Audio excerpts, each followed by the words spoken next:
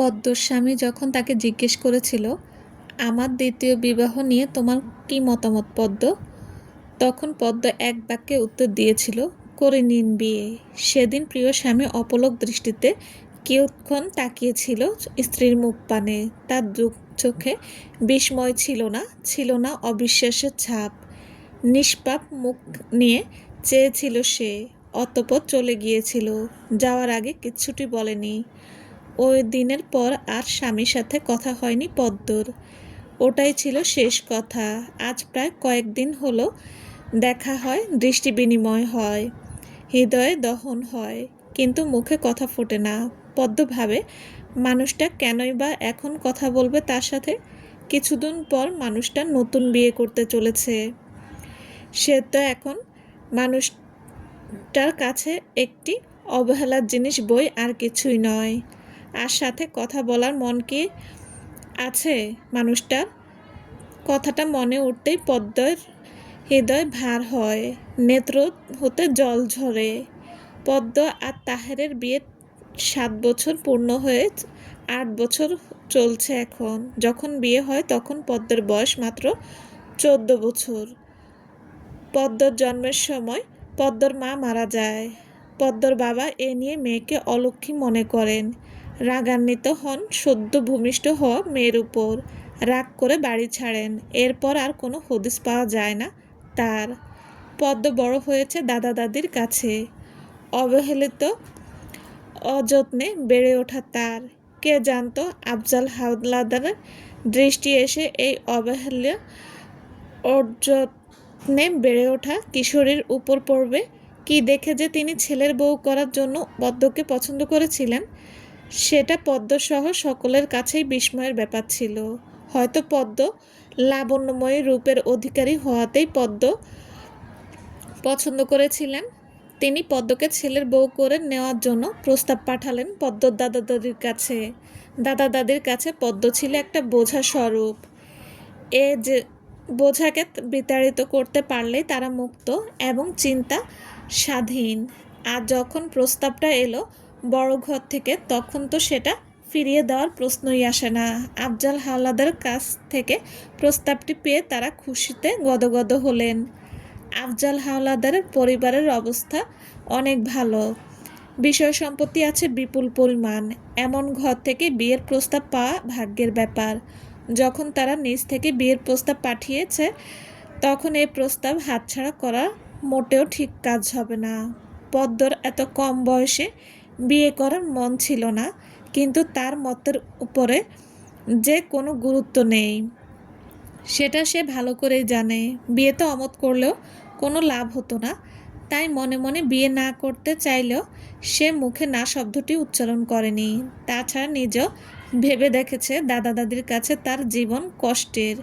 বিয়ের পর শ্বশুরবাড়িতে গেলে জীবন কিছুটা সুখের হলেও হতে পারে। বিয়ের আগে স্বামীর মুখশ্রী দেখার সুযোগ হয়নি পদ্মর।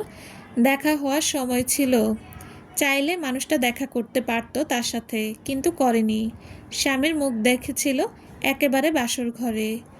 দুপুরের 1-6টা আলসে রোদের নির্জন দ্বিপ্রহরে পদ্ম মানসপটে হঠাৎ দূর অতীতে সুপ্ত মুখ স্মৃতিটা হুড়মুড় করে উঠল।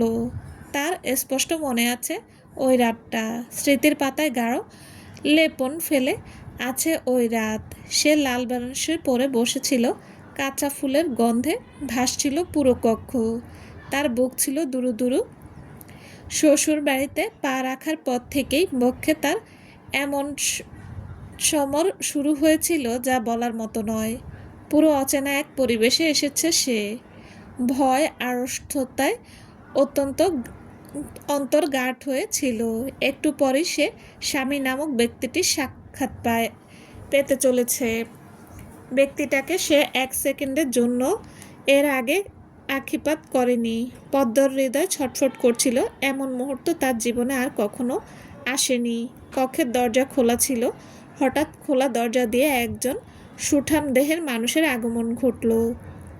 পদ্মের দম বন্ধ হয়ে এলো এই মুহূর্তে।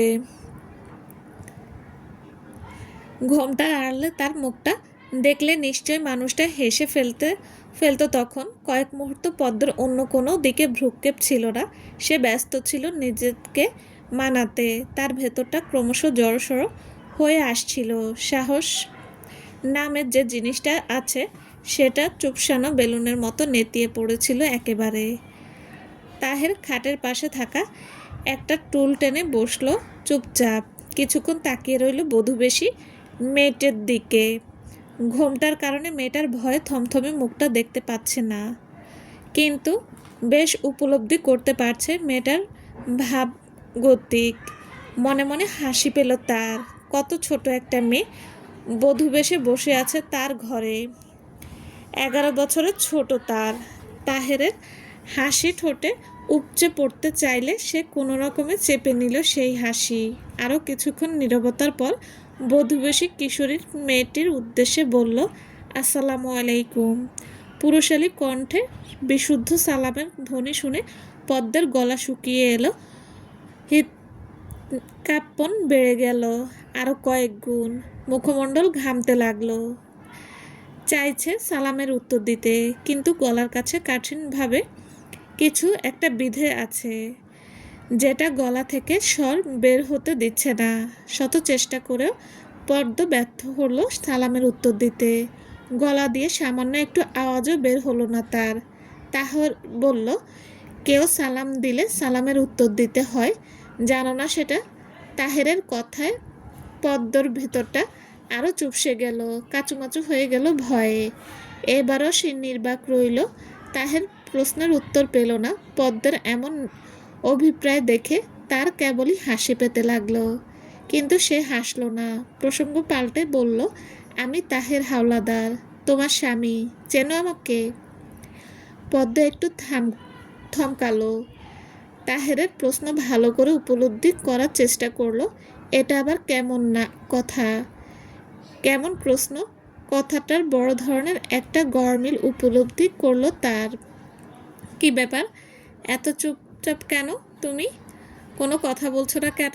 পদ্ম থেকে এবারও কোনো সাড়া পাওয়া গেল না। তাহের ক্ষুদ্র একটা নিঃশ্বাস ত্যাগ করে বলল, ঠিক আছে, কথা না বলো, ঘুমটা সরাও, দেখি তোমায়। দেখতে ঠিক কেমন তুমি? পদ্ম তাহেরের এর আগে না দেখলেও তাহের ঠিকই দেখেছে পদ্মকে, কিন্তু এখন এমনভাবে বলল যেন সে ওকে দেখেইনি এর আগে। তাহেরের এই কথায় পদ্ম লজ্জা পেল। সলজ্জ মুখখানিতে ছড়িয়ে পড়ল লজ্জার লাল প্রভাব। তাহের পদ্মর এমন মৌন আচরণে একটু অধৈর্য অনুভব করলো। টুল ছেড়ে খাটের ওপর এসে বসল সে। পদ্মের মুখের উপরে পড়ে থাকা ঘোমটার পর্দাটা নিজেই সরিয়ে দিল। পদ্মের নত মুখটা তখন আরও নত হয়ে এলো। তাহের ওই লাবণ্যময় মুখখানিতে চেয়ে থেকে বলল, মাশাআল্লাহ, তুমি দেখতে তো খুব সুন্দর, কিন্তু তোমার আচরণ এত কেন অসুন্দর? গুরুজন একাই শুধু কথা বলে যাচ্ছে, অথচ তুমি তার কথাতে হু হা পর্যন্ত করছো না। তুমি তো খুব বেয়াদব আছো। পদ্মর মুখ কালো বর্ণ ধারণ করলো, মুখ শুকিয়ে একটুখানি। তাহের ওই মুখ দেখে হেসে ফেলল। প্রশ্ন করল, নাম কি তোমার? পদ্ম জবাব দিল না। তবে মানুষটাকে কেমন যেন মনে হচ্ছে তার। নিজের বইয়ের নাম কি সে জানে না? অবশ্যই জানে। তাহলে কেন আমার নাম জানতে চেয়ে প্রশ্ন? মানুষটা যেন একটু বেশি ফটফট ছিল। কি হলো, বলবে না নাম? আসার পর থেকে দেখছি তুমি চুপচাপ। কাহিনী কি? তুমি কি কথা বলতে পারো না? তুমি কি বোবা? পদ্ম যেরকম ছিল ঠায় সেরকম বসে রইল। তাহের ওর নীরবতা দেখে বলল, যাক, শেষ পর্যন্ত একটা বোবা মেয়ে বিয়ে করলাম আমি। তো বোবা মেয়ে, বলো দেখি, স্বামী পছন্দ হয়েছে তোমার? এই কথা শুনে পদ্মের লজ্জায় মরে যাই অবস্থা হলো। সে বেশ বুঝতে পারল এই লোকটার মুখে কোনো লাগাম নেই। ঠোঁটের কোণে লজ্জা টানা একটু হাস্য ভাব ফুটে উঠল পদ্মের। তাহের তা লক্ষ্য করে বলল, বোবা মেয়ে দেখছি, লজ্জাও পেতে জানে, বলে মৃদু হাসল। কিছুক্ষণ নীরবতা গেল। পদ্ম মুখ নত করেই বসে রইল। তাহের অন্যমনস্ক হয়ে জানালা দিয়ে বাহিরে তাকিয়েছিল। হঠাৎ বলল, তোমার নাম পদ্ম, তাই না? প্রশ্নটা করতে করতে পদ্মের দিকে তাকালো। পদ্ম হ্যাঁ সূচক মাথা নাড়ালো। কে রেখেছে এই নাম? উত্তর দেবে এবার, নইলে ঠাটিয়ে এক চড় মারব। তাহারের কথায় ধারালো তেজে পদ্ম কেঁপে উঠল। নত মাথাটা অগাত্য সোজা হয়ে হলো তার। কাঁপা কাঁপা কণ্ঠে উত্তর দিল, দাদি। ঈষৎ মাথা দোলাতে দোলাতে উচ্চারণ করলো তাহের। আমাদের বাড়ির পেছনে একটা পদ্ম পুকুর আছে, যাবে সেখানে? পদ্ম তাকিয়ে রইল। তার মনতা দেখে বোঝা গেল সে যাবে। ওই রাতে তাহের পদ্ম পুকুর ঘাটে নিয়ে এসেছিল। সময়টা ছিল শরৎকাল। অনেক পদ্ম ফুটেছিল পুকুর জলে। আকাশে চাঁদ, পরিবেশ ছিল জ্যোৎস্না মাখা। চাঁদের আলো থলথল করছিল পুকুরের জলে। তাহের বলল, তুমি আমার থেকে বয়সে অনেক ছোট পদ্ম। ওহ, পদ্ম ছোট করে উচ্চারণ করল। আমি তোমার থেকে কত বছরের বড় জানো? পদ্ম স্বামীর মুখের দিকে তাকালো। চাঁদের আলোয় স্বামীর শ্যামবর্ণ মুখটা সহসা আপন মনে হলো তার। মুখ দেখে যেন অনুমান করছে বয়সের পার্থক্যটা। বলল, 15 বছরের। তাহের হেসে বলল, 11 বছরের। পদ্ম মস্তক নত হয়ে এলো আবার। সঠিক উত্তরটা দিতে পারল না বলে মন খারাপ হলো। তাহেরের কণ্ঠ শুনতে পেল আবার। পদ্ম নামের মেয়ের কাছে পদ্মফুল না থাকলে কেমন লাগে? বড্ড বেমানান লাগছে দেখতে, বলে সে সেই ভেঙে নিচে নেমে গেল। জলের নিচে চলে যাওয়া সে ধাপে দাঁড়িয়ে হাত বাড়িয়ে একটা পদ্ম ফুল তুলল। কষ্ট হয়েছে ফুলটার নাগাল পেতে। 3টা ফুলই ঘাটের কাছে ছিল, বাকি সব ফুল দূরে দূরে। ফুলটা নিয়ে তাহের ফেরত এলো পদ্মর কাছে। ঠোঁটে প্রজ্জ্বল হাসির রেখাপাত ঘটিয়ে ফুলটা পদ্মর দিকে বাড়িয়ে দিয়ে বলল, পদ্ম বিবির জন্য পদ্ম ফুল উপহার। গ্রহণ করো বিবিজান। পদ্মর 2 গাল বেয়ে উষ্ণ জলের ধারা গড়িয়ে পড়ল। স্মৃতিটা হালকা হয়ে মিলিয়ে গেল বাতাসে। পদ্ম চোখের জল মুছে নিল। এই মুহূর্তে সে সেখানটাতেই বসে আছে, পদ্ম পুকুর ঘাটে। পুকুর জলে ফুটে আছে লাল পদ্মরা। এটাও শরৎকাল। এক শরতে বিয়ে হয়েছিল তাদের, আরেক শরতে আবারও বিয়ে করতে চলেছে তার স্বামী। পদ্মর পুরনো দিনের জীবন সম্পর্কে ভাবতে লাগলো। বিয়ের পর জীবন তো সুন্দরী ছিল, সুখে ছিল। শ্বশুর আব্বা পছন্দ করে বাড়ির বউ করে এনেছিল তাকে, আদর যত্নে রেখেছিল। যদি কখনো প্রশ্ন ওঠে পদ্মের দেখা সবচেয়ে আদর্শ মানুষটি কে, তাহলে পদ্ম চোখ বন্ধ করে উত্তর দেবে তার শ্বশুর আব্বা। আফজাল হাওলাদার শাশুড়ির কাছ থেকে ভালোবাসা পায়নি পদ্ম। শাশুড়ি চেয়েছিলেন খানদানি পরিবারের ছেলের বিয়ে করাতে, কিন্তু পারেননি। আফজাল হাওলাদার পদ্মকে ছেলের বউ করার জন্য পছন্দ করলেন। ফিরোজা বেগম ভেবেছিলেন ছেলে এই বিয়েতে মত দেবে না, কিন্তু সেখানেও তার ভাবনার জোর খাটল না। তাহের প্রথমে মেয়ে ছোট বলে বিয়েতে অমত করলেও পরে আবার মত দেয়। বিয়েটা হয়ে যায়। কিছু করার থাকে না ফিরোজা বেগমের। শাশুড়ির ভালোবাসা না পেলেও এখানে খারাপ জীবন কাটছিল না পদ্মর। শাশুড়ি বাধ্য হলেও পদ্মর সাথে ভালো আচরণ করতে হতো। তার মাঝে ধীরে ধীরে বোধহয় একটু একটু মায়াও জন্ম নিচ্ছিল পদ্মের জন্য। কিন্তু একটা ঝড় সেই মায়ার খুঁটি নাড়িয়ে দিল। পদ্মর জীবনে তখন থেকেই একটু একটু করে বিষাদ ঢুকে পড়ছিল। যখন তার শ্বশুর মারা গেল, শ্বশুর মারা গিয়েছে প্রায় 1 বছর হলো। শ্বশুর মারা যাওয়ার পথেই শাশুড়ি একটু রুক্ষ হয়ে উঠল পদ্মর প্রতি। খিটখিটে আচরণ করত, আর খিটখিটে আচরণ একেবারেই নির্দয় হয়ে উঠল যখন প্রকাশ পেল পদ্ম মা হতে পারবে না কোনো দিন। এটা প্রকাশ্য হওয়ার পর কত লোকের কত কথা শুনতে হলো পদ্মকে। কত অশ্রু যে বিসর্জন দিয়েছে সেটা শুধু সে জানে, তাহের জানে না। সেও অনেক কিছুই জানে। তাহের অবশ্য মা হতে পারবে না, এ বিষয় নিয়ে কখনো কিছু বলেনি তাকে। একটা মাস থমথমে পরিবেশের মধ্যে দিয়েই কেটে গিয়েছিল। ঝামেলা যত শুরু হলো ওই 1 মাস পর, তাহেরের মা, ভাই ভাবি, চাচার পরিবার সবাই মিলে তাহেরকে বুঝিয়ে দিতে লাগলো পদ্মকে তালাক দিয়ে নতুন একটা বিয়ে করার জন্য। তাহের এটা শুনে রেগে গেল। ঝগড়াঝাটি, কথা কাটাকাটি চললো অনেক দিন অবধি। তাহের কিছুতেই পদ্মকে ডিভোর্স দিয়ে অন্য কাউকে বিয়ে করবে না। কিন্তু হঠাৎ কী যেন হলো তাহেরের। যত সময় যাচ্ছিল পদ্ম বুঝতে পারছিল তাহের মত পরিবর্তন হচ্ছে ক্রমশ। হয়তো তাহের বুঝতে পেরেছে একটা সন্তান জীবনে অতি প্রয়োজনীয় সম্পদ। এজন্য হয়তো সে দ্বিতীয় বিয়ে করার জন্য মনস্থির করেছে। পদ্ম এ ব্যাপারে নিশ্চিত হয়েছিল যখন তাহের তাকে জিজ্ঞেস করেছিল, আমার দ্বিতীয় বিবাহের নিয়ে তোমার কি মতামত পদ্ম? মানুষটার যদি দ্বিতীয় বিয়ে করার মন না থাকতো তাহলে কি জীবনে এমন একটা প্রশ্ন করতো স্ত্রীর কাছে? পদ্ম ধরে নিয়েছিল তাহের তাকে ডিভোর্স দিয়ে নতুন বিয়ে করবে। কিন্তু তাহের তার ধারণা কিঞ্চিত পরিবর্তন এনেছে। তাহের বিয়েতে মত দিয়েছে ঠিকই, কিন্তু তাকে ডিভোর্স দেয়নি। তাহেরের পরিবার এ বিষয়ে ক্ষেপে যায়। এই মেয়েকে ঘরে রাখা আর কি আছে, নতুন বিয়ে তো করছেই।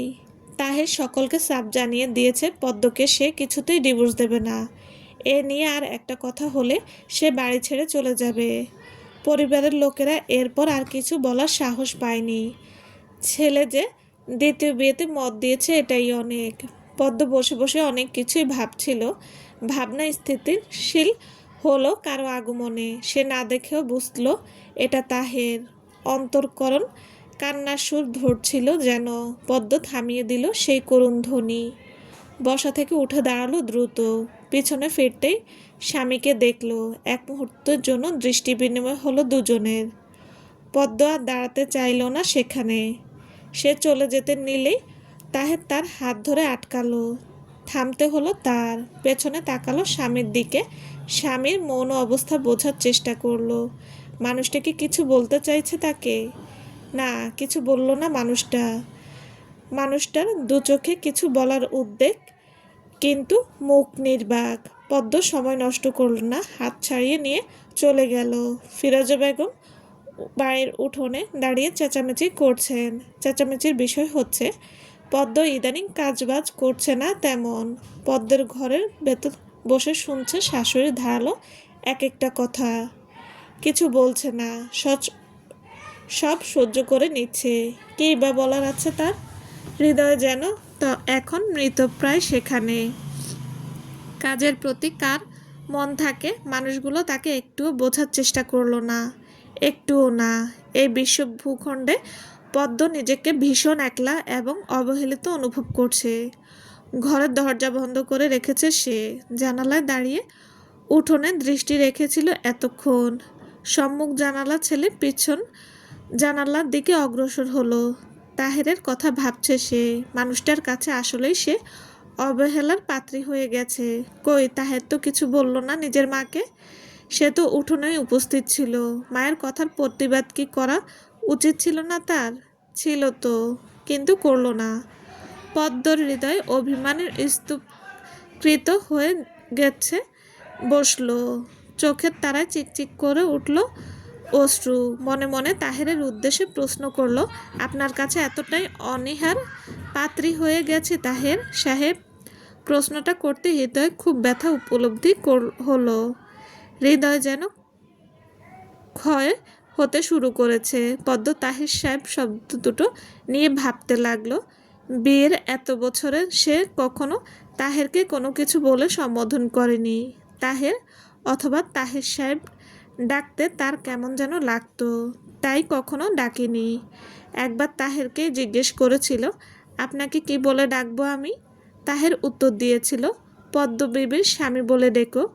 তাহেরের উত্তরে পদ্ম লজ্জা পেয়ে অন্যদিকে মুখ ফিরিয়ে নেয়। মানুষটা এমন তেড়া বেঁকা কথা না বলে যেন সোজাসাপটা কথা বলতে পারে না। তাহের পদ্মর লজ্জামাখা মুখখানি দেখে হাসে।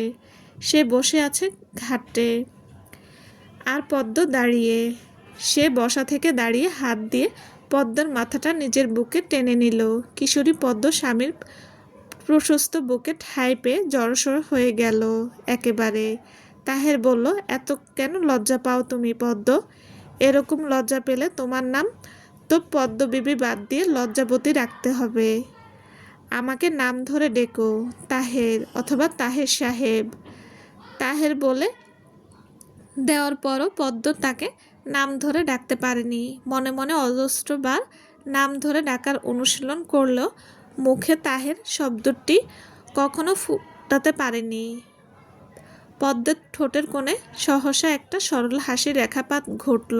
বিষাদ মাখা সরল হাসিটা যেন একটি বেশি নয়নাভিরাম মনে হলো। মানুষের আনন্দের হাসি থেকে বিষাদজড়িত হাসি বোধহয় প্রকৃত অর্থে বেশি সুন্দর এবং মর্মঘাতী হয়। পদ্মর হাসি থেকে এই বিষাদটা উপলব্ধি করা গেল সহজেই। বিকেলে পদ্ম শাশুড়ির ঘর ঝাড় দিতে এসেছিল। স্বামীর দ্বিতীয় বিবাহের জন্য ঠিক করা মেয়েটিকে সে এর আগে দেখেনি। দেখার ইচ্ছা জাগেনি মনে, কিন্তু আজ যেন তার মন কেমন করে উঠল। সব খুব ইচ্ছা হলো মেয়েটিকে দেখতে। সে জানতো শাশুড়ির ঘরে টেবিলের ড্রয়ারের ভেতর মেয়েটির ছবি পাওয়া যাবে। সে ড্রয়ার খুলে ছবিটা খুঁজে বের করলো। খুব গভীরভাবে দেখতে লাগলো মেয়েটির ছবি। মেয়েটা তার মতো সুন্দর নয় দেখতে, চেহারার ধরনও তেমন আকর্ষণীয় নয়। পদ্ম নিবিড় দৃষ্টি বুলিয়ে চলল অনেকক্ষণ ধরে। মেয়েটার ছবির দিকে তাকিয়ে থাকাকালীন কষ্টের একটা সূক্ষ্ম রেখার অংশ তিত্তির করে একটা বৃষ্টি শব্দ তুলে তার হৃৎপিণ্ড ছিদ্র করে দিল। একরাশ হাহাকার জেঁকে উঠল বুকে। ছবির উপর হাত বুলিয়ে গভীর গলায় বলল, কি ভাগ্যবতী গো তুমি। আরও হয়তো কিছু বলতো সে, হয়তো হৃদয়ে জমা কষ্টের ক্ষুদ্র একটা অংশ এই ছবির ভেতরে থাকা মেয়েটার কাছে সে এভাবে প্রকাশ করত। কিন্তু তার আগেই তার শাশুড়ি এসে পড়ল।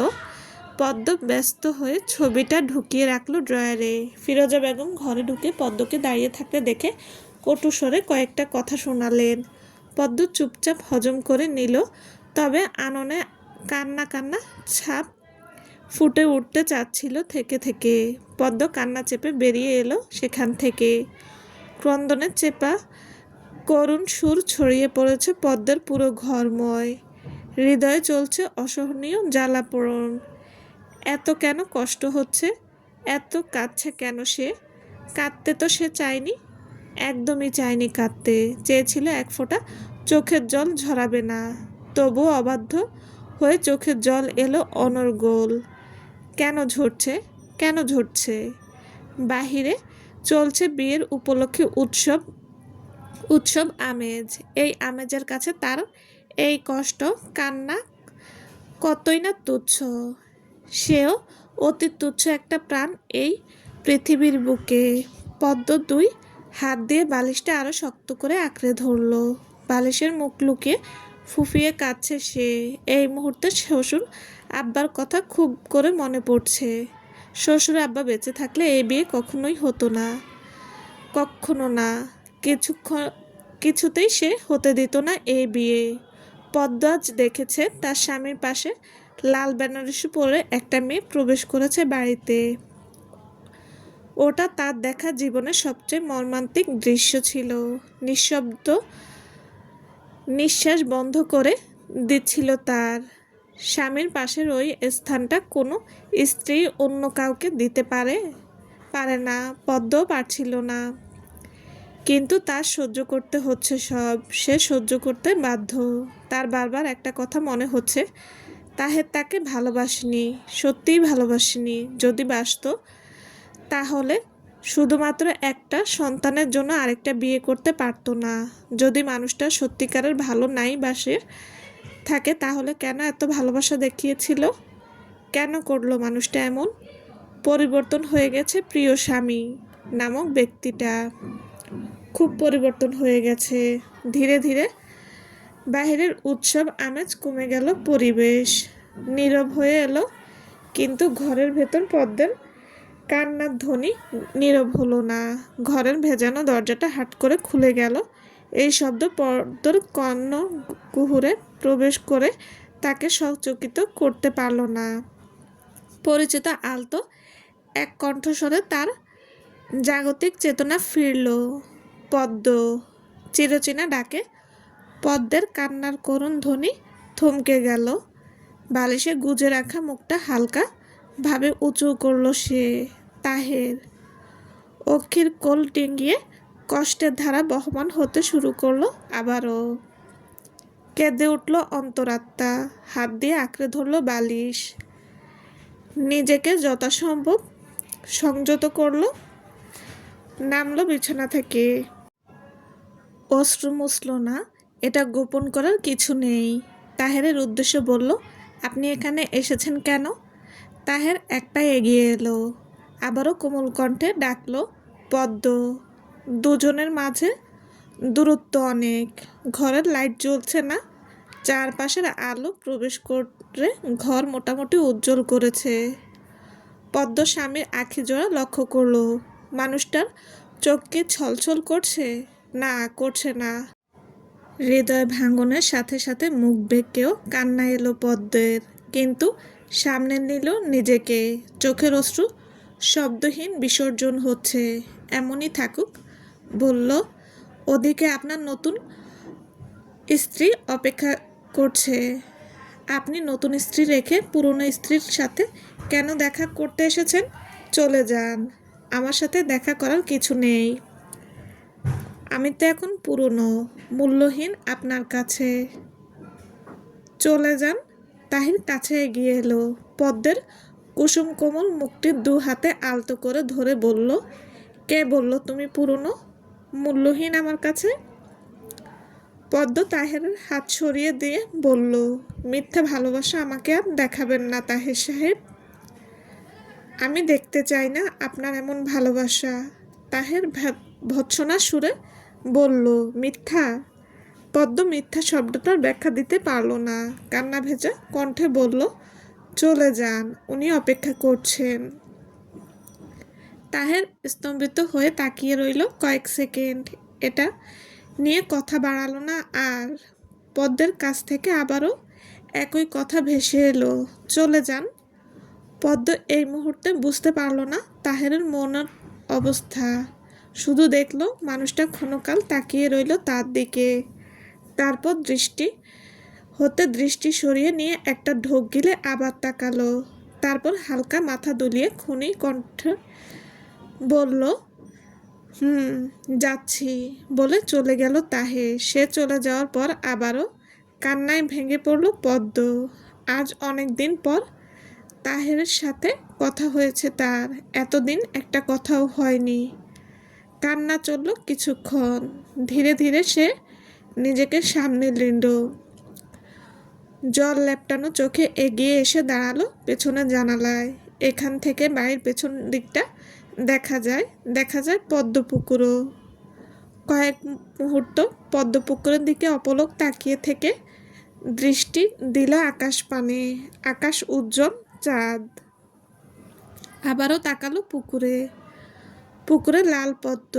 রাতটা একেবারে তার আর তাহেরের বাসর রাতের মতোই মনে হচ্ছে না। ওই পদ্মপুকুর ঘাটে কত স্মৃতি আছে তার আর তাহেরের, সুপ্ত মুখর স্মৃতি সব। অনেক কিছু মনে আছে পদ্মর, কেন যেন ভুলতে পারে না স্মৃতিগুলো। সময়টা বিয়ের প্রথম দিকের ছিল। বিয়ে হওয়ার কারণে পদ্মর স্কুলে যাওয়া বন্ধ হয়ে গিয়েছিল, কিন্তু শ্বশুর আব্বা চেয়েছিল পদ্মকে লেখাপড়া করাতে। তিনি একজন গৃহ শিক্ষক রাখলেন পদ্মের জন্য। 1 মাস পড়েছিল সে শিক্ষকের কাছে।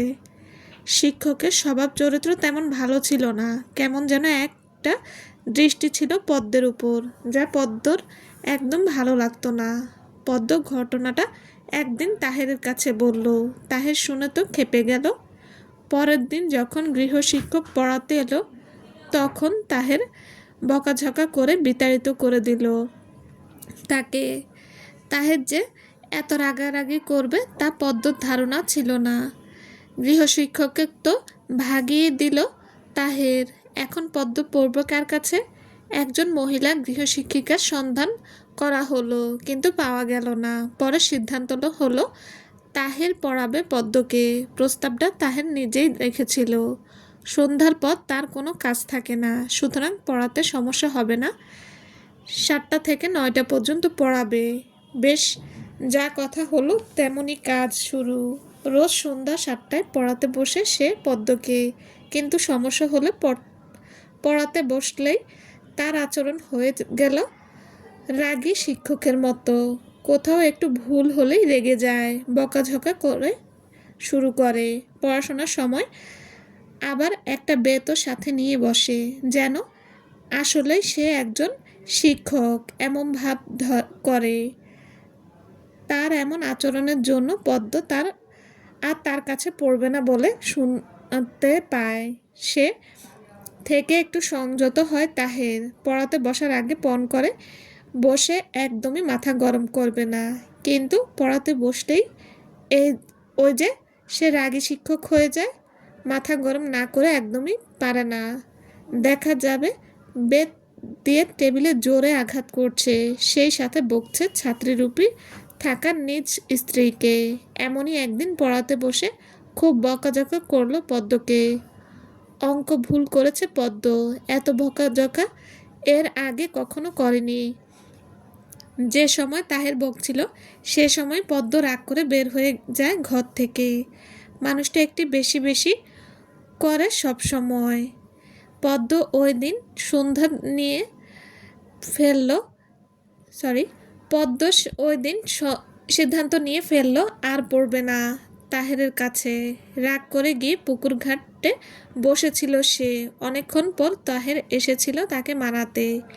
এসে পদ্মর থেকে কিছুটা দূরত্ব রেখে বসলো ঘাটের উপর। বলল, এখানে বসে রয়েছ কেন? ঘরে চলো। পদ্ম তার কথা কানেও তুলল না। তাহের বুঝলো মেয়েটা তার সাথে ভালোই রাগ করেছে। আমি কি করব?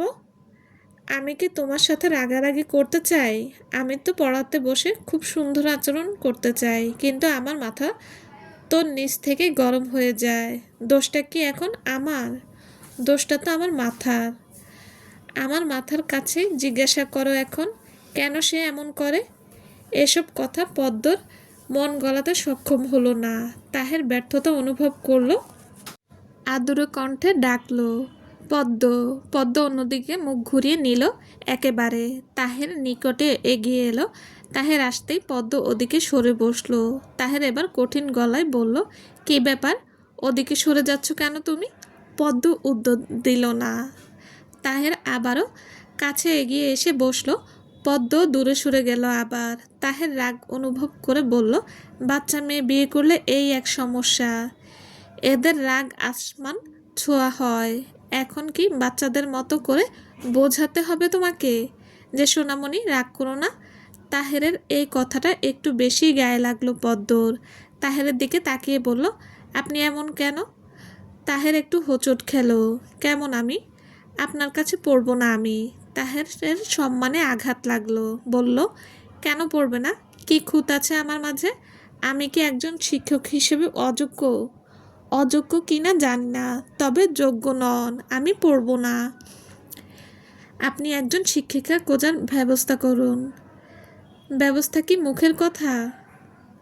জানোই তো এর আগে সত্য খুঁজেও পাইনি। খুঁজে না পেলে নেই, তারপরও আমি আপনার কাছে পড়বো না। তুমি কি মুখ্য থাকতে চাও? আপনার কাছে পড়ার থেকে মুখ্য থাকাও ভালো। সম্মানে লাগা আঘাতটা এবার নিজের বিস্তৃতি ঘটালো। তাহের বলে উঠল, বেয়াদব মেয়ে। স্বামীর মুখের উপর কথা বলছে। পদ্ম কিছু বলল না। তাহের আবারও কাছে এগিয়ে এলে এই পদ্ম দূরে সরে যাচ্ছিল। তাহের অমনি ওর এক হাত ধরে টান দিয়ে কাছে এনে ফেললো। কোথায় যাচ্ছ? কোথায় যাচ্ছ? সাথে সাথে থাকো। এখানে জিনের অভাব নেই। রাত হলেই হাজার কয়েক জিন ঘুরে বেড়ায় এখানে। সুন্দরী কোনো মেয়ে বসে আছে দেখলেই একেবারে তুলে নিয়ে যাবে। পদ্মের মনে হঠাৎ একটু ভয় ঢুকে পড়ল। গলা নিচু করে বলল, এখানে জিন আছে? আর তুমি জিনের সর্দারের কাছে বসে আছো এখন। পদ্মের মনে ভয় কামড় দিল। মানে? তাহের পদ্মর কানের কাছে মুখ নিয়ে ফিসফিসিয়ে বলল, আমি একটা জিন পদ্ম, তোমার স্বামী না। তোমার স্বামী তো ঘরে, আমি হলাম একটা বদ জিন। পদ্মের চোখের তারায় ভয় ছেয়ে গেল। ভয়ার্ত চোখ জোড়া মেলে একবার তাকালো তাহেরের দিকে। মনে প্রশ্ন জাগলো, এটা আসলেই তার স্বামী তো? প্রশ্নটা মনে জাগতেই পদ্ম লাফ দিয়ে উঠে দাঁড়ালো। এক মুহূর্ত না দাঁড়িয়ে দৌড়ে চলে এলো বাড়ির ভেতর। আস্তে আস্তে পেছন থেকে শুনতে পেয়েছিল, আরে আমি তোমার স্বামী, জিন নই। তাহেরের এই কথাটা মনে পড়তেই হেসে উঠল পদ্ম। চোখের পানি শুকিয়ে গিয়েছিল, আবারও ভিজে উঠল চোখ, ঝরে পড়ল টুপ করে। আসলে মানুষটার ভালোবাসা মিথ্যা ছিল না, মানুষটা পরিবর্তন হয়ে গেছে এখন, সাথে ভালোবাসাও।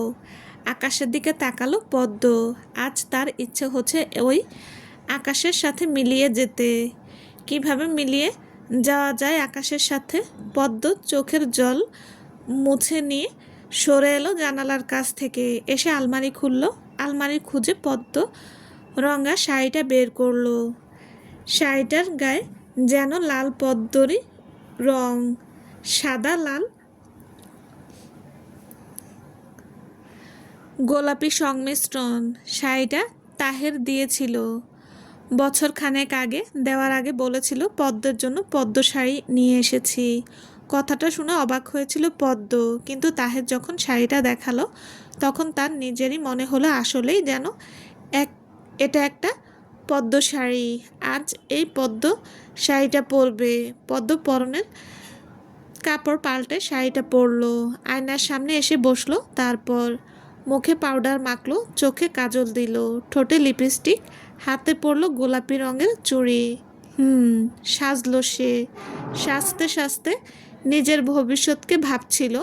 তাহের তো তাকে আর আগের মতো ভালোবাসে না। মানুষ বুঝ দিতে দিতে মানুষটাকে তার কাছ থেকে অনেক দূর করে দিয়েছে।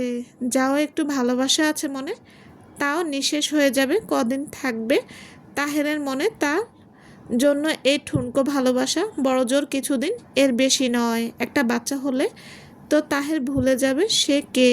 পদ্ম নামের মেয়েটাকে একদমই চিনতে পারবে না তখন। হয়তো বলা যেতে পারে তাহের তাকে ভুলবে না, ভালোবাসবে, কিন্তু আসলে বাস্তবতা এমন নয়। বাস্তবতা হলো সে ধীরে ধীরে তাহেরের মন থেকে খসে পড়বে। বাস্তবতা খুব কঠিন জিনিস। পদ্ম ইতিমধ্যে উপলব্ধি করতে শিখেছে এটা। সে হাতের চুড়িগুলো নাড়িয়ে মৃদু ঝুনঝুন একটা শব্দ করতে করতে বলল, আপনি ভালোবাসেন না আমায়? আপনি ভালোবাসেন না তাহের? পদ্ম ঘর ছেড়ে বের হলো। আজ অনেক শখ করে সেজেছে সে। মাথায় টিকলি দিতেও ভুলেনি, পায়েও খুব যত্ন করে আলতা পরেছে। আলতা 5-6 মাস আগে কিনেছিল, দেওয়া হয়নি, আজ দিল, খুব যত্ন সহকারে দিয়েছে। পদ্ম পুকুর ঘাটে এসে থামলো সে। জ্যোৎস্নার আলোয় কি অপূর্ব লাগছে পুকুরটা। ইচ্ছে করছে পদ্ম ফুলের মতো তারও জলে ভাসবে। সাঁতার জানে না বলে কখনো নামা হয়নি পুকুরে। তাহের অনেকবার বলেছিল সাঁতার শিখাবে, কিন্তু পদ্ম সাহস পায়নি পানিতে নামতে। ছোটবেলা থেকে তার পানিতে নামতে ভয় হয়। পদ্ম আশেপাশে তাকিয়ে রাতের প্রকৃতি দু চোখ ভরে দেখল। প্রকৃতি আজকে এত সুন্দর লাগছে কেন? খুব সুন্দর না এই প্রকৃতি? এত গভীরভাবে তো এর আগে কখনো প্রকৃতি দেখা হয়নি, আজ দেখলো। কিন্তু এই দেখার চেষ্টা মিলল না। পদ্ম পিছন ফিরে বাড়ির দিকে তাকালো। বাড়ির মানুষগুলো কি করছে এখন? না, সকলে কি তার মাথা ব্যথা নয় আসলে, তার ভাবনায় তো শুধু তাহের। সে তীব্র অভিমান জড়ানো কণ্ঠে বলল, দ্বিতীয় বিয়ে করেছেন তাহের সাহেব, আপনি তো ভুলে যাবেন আমায়, একদম ভুলে যাবেন। আমার মুখটাও দেখতেও একসময় খুব বিরক্ত লাগবে আপনার। কি লাগবে না? আমি জানি তো লাগবে। আপনি কিন্তু আমাকে ভালোবাসেননি। না, ভুল বললাম, অস্বীকার করব না, আপনি আমাকে ভালোবেসেছেন এখন, কিন্তু এখন বাসেন না। যদি ভালোবাসতেন তাহলে দ্বিতীয় বিয়ে করতেন না। করতেন?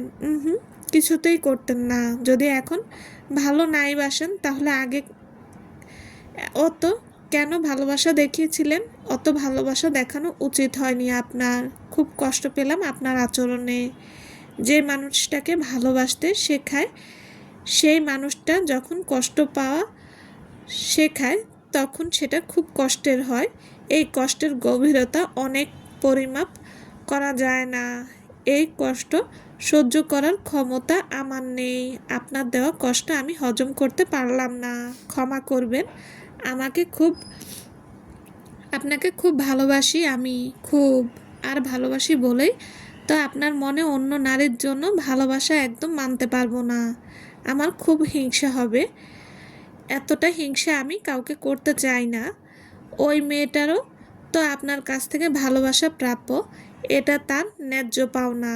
ন্যায্য কোনো কিছু হিংসার ব্যাপারটা একদম বেমানান, একদম। আমি শুধু বলবো, আপনি এখন ভালোবাসেন না আমায়, ভবিষ্যতেও বাসবেন না। কিন্তু আমি আমার জীবনের শেষ মুহূর্ত পর্যন্ত আপনাকে ভালোবাসবো। পদ্ম নিষ্পলক তাকিয়ে রইল অনেকক্ষণ বাড়ির দিকে। তারপর চোখ ফিরিয়ে আনলো। এক ধাপ করে সিঁড়ি অতিক্রম করে নামতে লাগলো। একসময় পানির নিচে চলে যাওয়া সিঁড়িতেও পদচারণ ফেললো সে। কি শীতল পানির স্পর্শ, আবার অনেক শান্তিময়। দিনের আলো ফুটতে শুরু করেছে। পূর্বের আকাশে সূর্য আগমনী লাল বার্তা আভা। পাখি ডাকছে, শীত শীত সমীকরণ বইছে। অনেকের সালাত আদায় করা শেষ। অনেকে হয়তো আলসেমি করে এখনো বিছানায় পড়ে আছে ঘুমন্ত অবস্থায়। ফিরোজা বেগমের বোন শেফালি বেগম পুকুর থেকে পানি নেওয়ার জন্য বাড়ির পেছনের দিকে এলেন। হাত হতে বালতি সিঁড়ি ভেঙে নামছিল। হঠাৎ চোখ পড়ল পুকুরের ওই প্রান্তে। যে দৃশ্য দেখলেন তাতে তার হাত পা ঠান্ডা হয়ে কাঁপন ধরল সারা শরীরে। হাতের বালতি পড়ে গেল। দু চোখে আতঙ্ক, গলা গগন বিতাড়ি চিৎকার করলো, আল্লাহ গো! শেফালি বেগম ভারসাম্য হারিয়ে পড়ে গেলেন সিঁড়িতে। ওনার চিৎকারের শব্দ এত জোরে ছিল যে বাড়ির সকলের কর্ণকুহরে সেই চিৎকারের শব্দ প্রবেশ করলো। এমনকি যারা ঘুমিয়েছিল তাদেরও ঘুম ভাঙল। ভোরের নিস্তব্ধ পরিবেশের মাঝে পরপর কয়েকটা দরজা খোলার শব্দ হলো। সেই সাথে কয়েকজনের উৎকণ্ঠা গলা সবাই চিৎকার অনুসরণ করে পুকুর ঘাটে আসছে। সবার প্রথমে দৌড়ে এলেন তাহেরের ভাই। এরপর উপস্থিত হলেন ফিরোজা বেগম। তাহেরও ব্যস্ত হয়ে ছুটে এসে উপস্থিত হতে পড়ল তৃতীয় স্থানে। ধীরে ধীরে সবাই উপস্থিত হলো পুকুর পাড়ে। সকলের দৃষ্টি পুকুরের জলে। ভয়ে থমথমে মুখ সকলের। চোখেও এত ভয় যেন কোটো ছেড়ে বেরিয়ে আসবে। তাহের দাঁড়ালো। কিছুর আঘাত লাগলো। নিঃশ্বাস বন্ধ হয়ে এলো তার। হাঁসফাঁস অনুভব হতে লাগলো। মনে মনে একটা শব্দই প্রতিধ্বনি হলো শুধু, না। পদ্মের মাঝে আজ অন্যরকম এক পদ্ম ফুটে আছে। ওই পদ্ম তাহেরের সবচেয়ে দামি। এই মুহূর্তে এসে তার সংশয়ে পড়তে হলো, এই দামি পদ্মের থেকে কি একটা সন্তান বেশি মূল্যবান ছিল তার কাছে? তাহেরের হৃদয় ভাঙতে লাগলো। জলে ভেসে আছে তার পদ্ম। স্থির চক্ষু জোড়া জলে পরিপূর্ণ হয়ে উঠল। কণ্ঠ ক্ষীণভাবে ডেকে উঠল, পদ্ম।